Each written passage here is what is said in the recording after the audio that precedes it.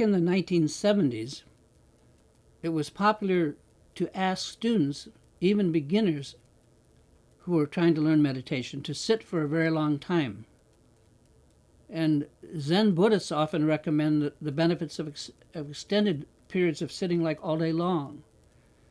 And I tried this back in the 60s, actually. I sat with Roshi Philip Kapleau of the Rochester Zen Center for an all-day, what they call a sesshin.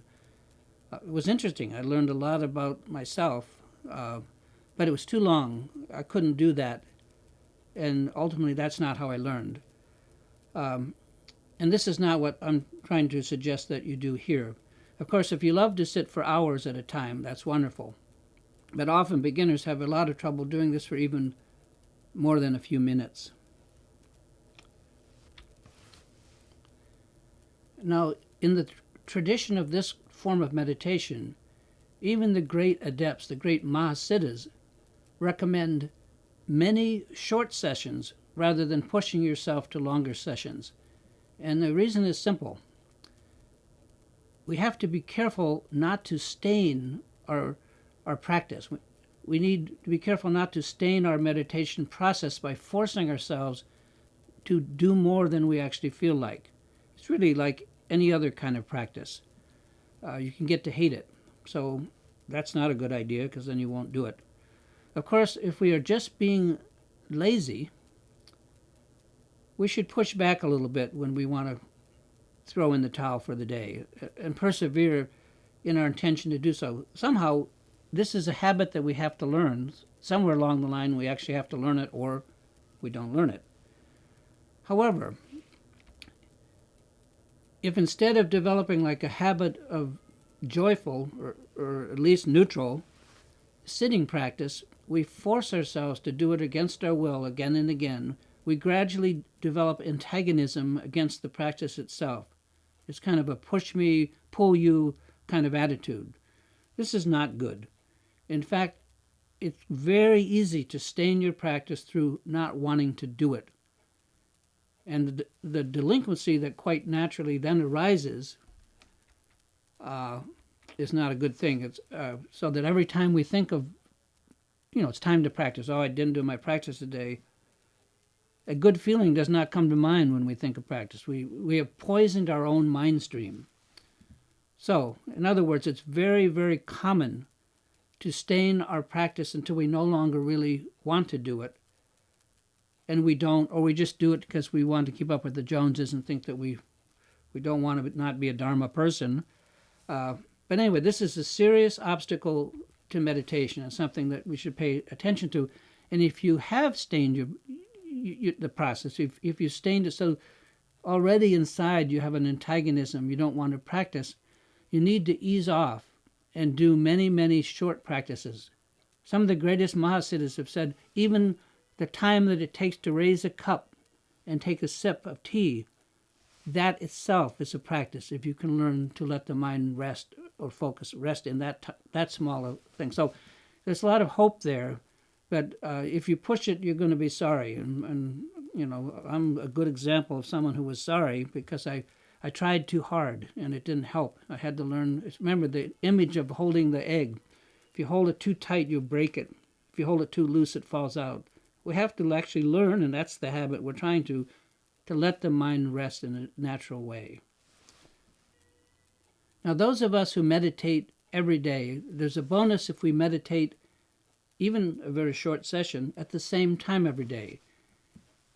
It's a way of quickly taking our mental temperature. I was surprised at how often I didn't know the nature, the state of my own mind until I actually sat and tried to meditate. So sometimes the mind was very, very peaceful, like they always say, like a slowly flowing river. But other times it was like a waterfall. I didn't even know it. I didn't know I was already upset or moving too fast.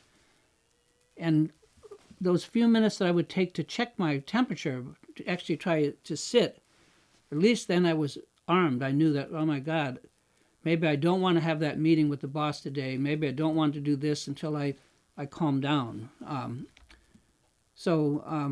On other days it's clear that my mind is just gently moving and I feel really good. It's easier to practice meditation. Anyway, this can be a big help, especially if you are about to head off for a meeting, as I'd say, or some event where you are required to be there 100%. So I find it better to reschedule the meeting than to try to do anything that requires patience or understanding when I have neither of those. So that's just my experience. It took me many years to understand that when the meditation instructors told me, or I read in the book, to allow the mind to rest, they mean the same kind of rest you and I mean when we use the term R&R, as in actually just rest and take it easy. There's no special spiritual rest. In fact, the tradition has a wonderful analogy as to how you are supposed to sit and relax, and I just love this analogy, and I'll share it with you. It says that the body should rest loose like a bundle of straw whose cord has been cut. Now, it's a perfect analogy. If you have ever seen one of those old-style bundles of straw with a single cord at the center that holds the bundle together, if you very gently stick a knife blade under the cord and sever it, the straw doesn't just fly all over the place, but instead it almost imperceptibly just slumps or relaxes completely. It just goes like that. I have seen this myself, and we need to let our poor bodies just let go and relax in the same way. That's after making them as straight as we can. First we straighten up, we try to have a position, and then we try to relax into that. Anyway, that's the appropriate way to position the body for practicing meditation. So sit up straight and then rest like a bundle of straw whose cord has been gently cut. It's not just our bodies, but ultimately our minds that must rest. And we don't rest our mind by forcing our mind to rest willfully. We don't make our minds rest. We don't have that kind of control of our minds, apparently. Anyway, it doesn't work that way. Instead, we can allow our mind to just rest naturally, like it does when we're not paying attention to it. I mean, one of the most wonderful things I ever heard was, and I've heard it from more than one Rinpoche, is that our minds naturally rest in the pure nature of the mind itself many, many times during the day, each of us. So we already know this experience. We just are not aware of it when we do it. So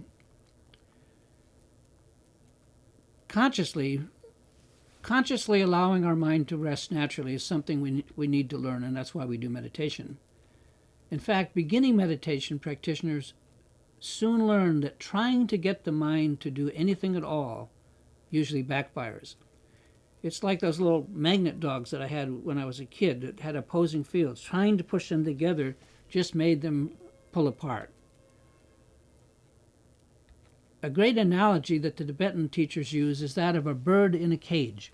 If you lock a wild bird in a cage in a room, all it thinks about is how to get out, how to escape. But if you take the same bird, leave the cage open, as often as not, at least at night, it will voluntarily return to the cage just because it's a safe place and there's food and stuff like that. So the mind is like that don't push it, don't force it. Try to discover how to let it rest in a natural way. We can't force the mind to do anything, no matter how willful we get. But if we just relax and allow it to be itself, we need to discover how it is. It will naturally just come to rest. Trying to force our mind to concentrate on the object of meditation, like a pebble or the breath, just sends it flying in the opposite direction. This is learning meditation. What you learn by doing meditation is that you have no control over the mind. That's what we're here to learn how to do. However, allowing the mind just to rest naturally, it will gently rest on whatever object we wish. Anyway, this is what learning meditation is all about.